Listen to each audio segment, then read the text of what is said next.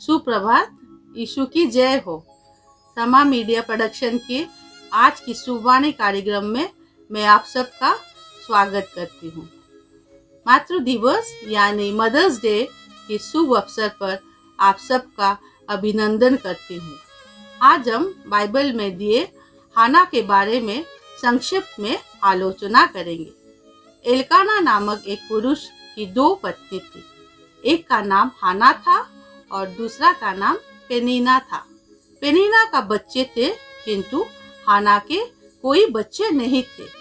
इसीलिए हाना बहुत दुखी थी और वो यहोवा के से प्रार्थना की कि यदि मुझे एक पुत्र दोगे तो मैं पूरे जीवन के लिए उसको आपके पास समर्पित कर दूंगी।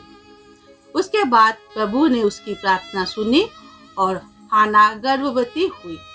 उसकी एक पुत्र हुआ और हाना ने उसका नाम सामुएल रखी।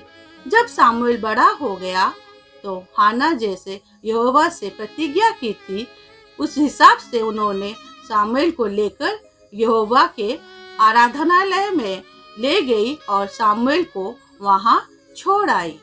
हाना और सामुएल की कहानी आज के लिए एक महत्वपूर्ण सबक प्रदान करती है। इस कहानी में हम ये देखते हैं कि यहोवा के समय पर हाना का भरोसा था, इसीलिए वो उनकी समय पर उम्मीद रखी थी और इंतजार कर रही थी। उसने धैर्य, दृढ़ता और अटूट विश्वास के साथ यहोवा का समय का स्वीकार किया। जब सामुएल पैदा हुआ तो हाना ने परमेश्वर से अपना वादा निभाया।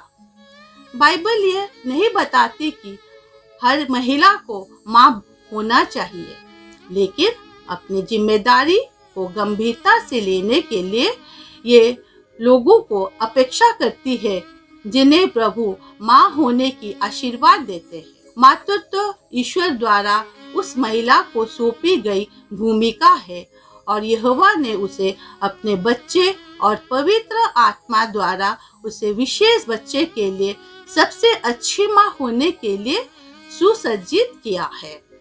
आज मैं अपनी जिम्मेदारी निभाने के लिए परमेश्वर की मदद लेती है तो वो बहुत ही सावधानी और प्यार के साथ वो अधिक से अधिक यहोवा की तरह हो जाती है और इस प्रकार अपने बच्चों और अन्य परिवार के अन्य लोगों के लिए एक ईश्वरीय माता का आदर्श होता है। नीति वचन 31 अध्याय 28 पद्य में लिखा गया है कि उसके पुत्र उठकर उसका धन्य कहते हैं, उनका पति भी उठकर उसकी ऐसी प्रशंसा करता है।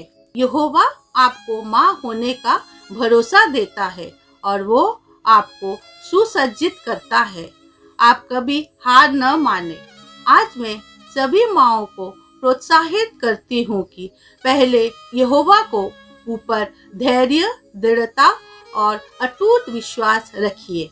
परमेश्वर से किए गए वादा को निभाइए, जैसे हाना ने अपनी दिया गया वचन को भले कठिन था लेकिन निभाई। इसीलिए यहोवा ने उसे केवल शामुएल का मां नहीं बल्कि उसने जो मांगे था उससे बहुत अधिक आशीर्वाद किया और उसको 3 अन्य पुत्रों और 2 पुत्रियां दी। इसीलिए जितने भी कठिन परिस्थिति आने पर भी जब हम यहोवा के ऊपर विश्वास रखेंगे और अपना वादा निभाएंगे तो वो हमको भरपूर आशीर्वाद करेगा।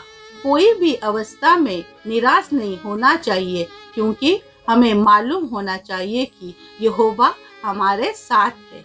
आप ऐसा माँ बनिए जो ईश्वर आपको बनाना चाहे, और आप अपने बच्चों को सुंदर और शक्तिशाली पुरुष और महिलाएं बनाए जो ईश्वर को गौरव दे सके। ईश्वर आप और आपके परिवार को आशीर्वाद करे और आपका दिन शुभ हो। धन्यवाद।